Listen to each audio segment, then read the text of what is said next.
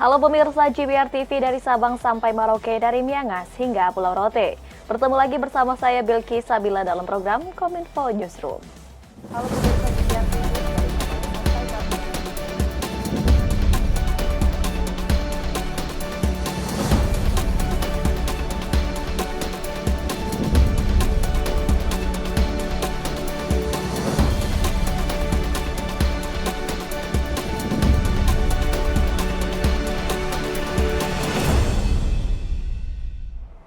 Inilah Kominfo Newsroom selengkapnya pemirsa. Kunjungi Pasar Cicahem, Kota Bandung. Presiden Republik Indonesia Joko Widodo membagikan bansos kepada para peserta program Keluarga Harapan, para pedagang pasar dan pedagang kaki lima.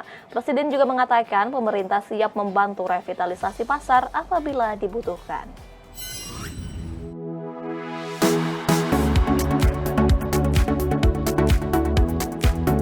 Mengawali rangkaian kunjungan kerja Presiden Joko Widodo bersama Ibu Iriana Joko Widodo mengunjungi Pasar Cicahem untuk membagikan bantuan sosial berupa BLT dan bantuan modal kerja kepada pedagang pasar dan kaki lima.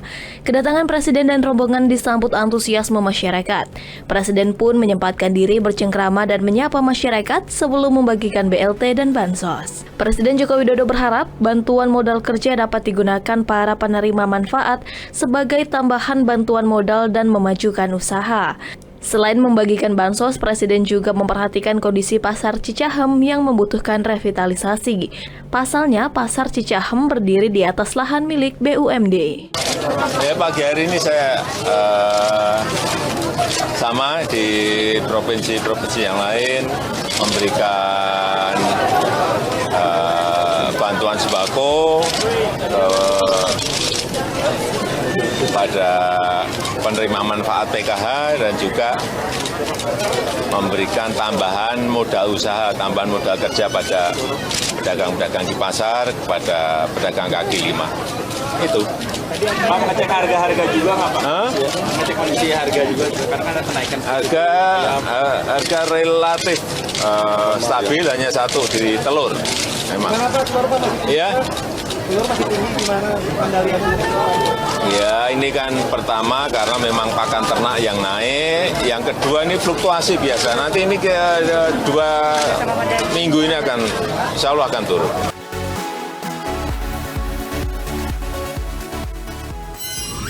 Bank Indonesia secara resmi meluncurkan kartu kredit pemerintah domestik dan KRIS antar negara. Peluncuran ini sebagai program digitalisasi sistem pembayaran Bank Indonesia serta mendorong penggunaan produk dalam negeri yang lebih masif.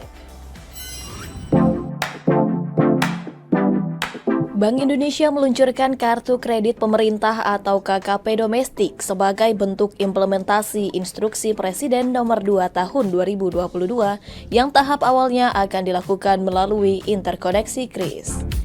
Gubernur Bank Indonesia Peri Warjio menyatakan, KKP Domestik ini akan memfasilitasi pembelian barang dan jasa pemerintah baik pusat maupun daerah dengan skema pembayaran kartu kredit pemerintah yang prosesnya dilakukan secara domestik. Tahap awal implementasi KKP Domestik melalui KRIS ini dilakukan mengingat interkoneksi KRIS hingga kini sudah didukung oleh 85 penyelenggara KRIS dan 20,3 juta merchant. Selain itu, KRIS juga sudah dikembangkan untuk mendukung Gerakan Nasional Bangga Buatan Indonesia dan Gerakan Nasional Bangga Wisata Indonesia, khususnya bagi pelaku UMKM untuk dapat bertransaksi secara digital. Seperti tadi, QR Indonesian Standard sudah kami luncurkan sejak 17 Agustus 2019.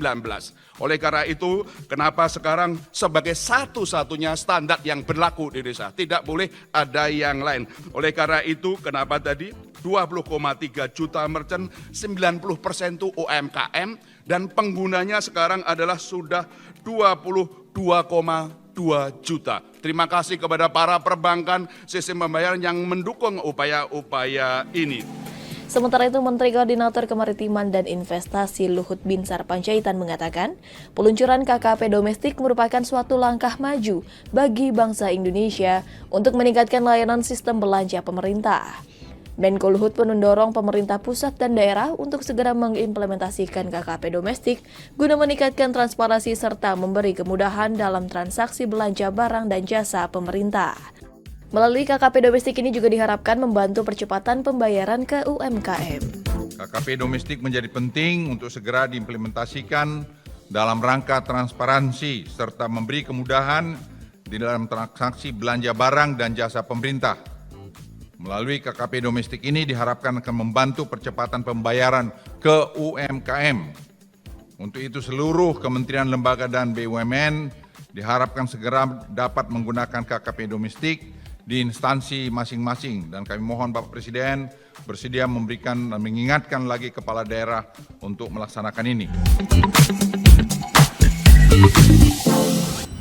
Pemerintah memberikan tambahan bantuan sosial untuk masyarakat sebesar 24,17 triliun rupiah dan akan cair mulai minggu depan. Adapun bantuan yang diberikan nantinya berupa BLT hingga subsidi gaji. Dalam menghadapi berbagai risiko dan ketidakpastian global, Indonesia terus memperkuat strategi pemulihan ekonomi. Salah satunya dengan memberikan bantalan sosial senilai 24,17 triliun rupiah kepada 20,65 masyarakat sebagai pengalihan subsidi bahan bakar minyak. Jadi 20,65 juta kelompok atau keluarga penerima manfaat yang akan mendapatkan anggaran sebesar 12,4 triliun rupiah. Adapun kelompok bantuan pertama diberikan sebesar Rp600.000 per keluarga penerima manfaat selama 4 kali, yang akan dibayarkan melalui saluran kantor pos di seluruh Indonesia. Kedua, pemerintah juga akan memberikan bantuan bagi 16 juta pekerja yang berpenghasilan di bawah 3,5 juta rupiah per bulan. Ketiga, Kementerian Dalam Negeri akan menerbitkan aturan di mana 2% dari DAU dan DBH untuk dialokasikan untuk bantuan subsidi kepada transportasi umum hingga ojek dan nelayan yang masuk pada kategori miskin, sehingga total bantalan sosial yang tadi ditetapkan sebesar Rp24,17 triliun akan dieksekusi pada pekan ini.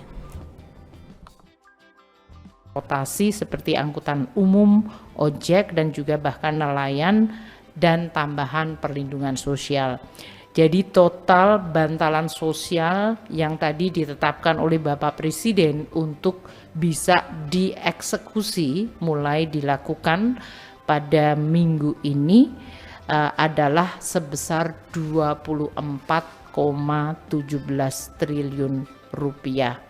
Ini diharapkan akan bisa mengurangi tentu tekanan kepada masyarakat dan bahkan mengurangi kemiskinan, sehingga kita bisa memberikan dukungan kepada masyarakat yang memang dalam hari-hari ini dihadapkan pada tekanan terhadap kenaikan harga.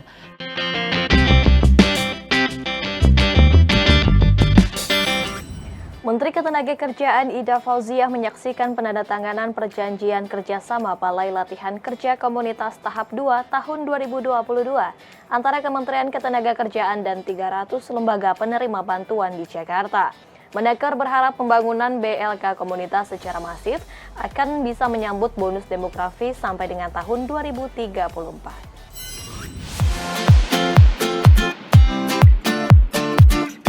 Kementerian Ketenagakerjaan bersama dengan 300 lembaga penerima bantuan melakukan penandatanganan perjanjian kerjasama Balai Latihan Kerja Komunitas Tahap 2 tahun 2022. Sebanyak 300 lembaga tersebut nantinya akan menerima bantuan berupa pembiayaan pembangunan 1 unit gedung workshop, bantuan peralatan pelatihan vokasi untuk 1 kejuruan, serta bantuan pelatihan dasar bagi instruktur dan tenaga kepelatihan. Menteri Ketenagakerjaan Ida Fauziah dalam sambutannya mengungkapkan bahwa tantangan internal Negara Kesatuan Republik Indonesia saat ini terletak pada kompetisi global dengan tingkat pendidikan terendahnya didominasi oleh sekolah menengah pertama. Berbagai upaya terus dilakukan oleh pemerintah, salah satunya dengan meningkatkan kompetensi sumber daya manusia yang tidak dapat dilakukan oleh pemerintah pusat dan daerah saja, melainkan juga harus didukung dari seluruh elemen lapisan masyarakat. Menteri Ida berharap dengan adanya pembangunan BLK komunitas secara masif ini, Indonesia akan bisa menyambut bonus demografi sampai dengan tahun 2035. Kementerian Ketenagakerjaan, kami juga sedang mendorong transformasi yang sama dilakukan oleh pemerintah daerah melalui UPTD-UPTD-nya. Apakah cukup dengan melakukan transformasi BLK yang dikelola oleh Kementerian Ketenagakerjaan maupun daerah? Kami merasa tidak cukup. Kami merasa perlu memasifikasi peningkatan kompetensi itu melalui seluruh kekuatan yang ada termasuk kekuatan masyarakat. Kami sadar betul pondok pesantren, gereja, teman-teman serikat pekerja, serikat buruh adalah potensi yang harus juga mensupport upaya kita untuk meningkatkan kompetensi sumber daya manusia kita. Jadi pembangunan BLK komunitas ini adalah bagian dari masifikasi peningkatan kompetensi.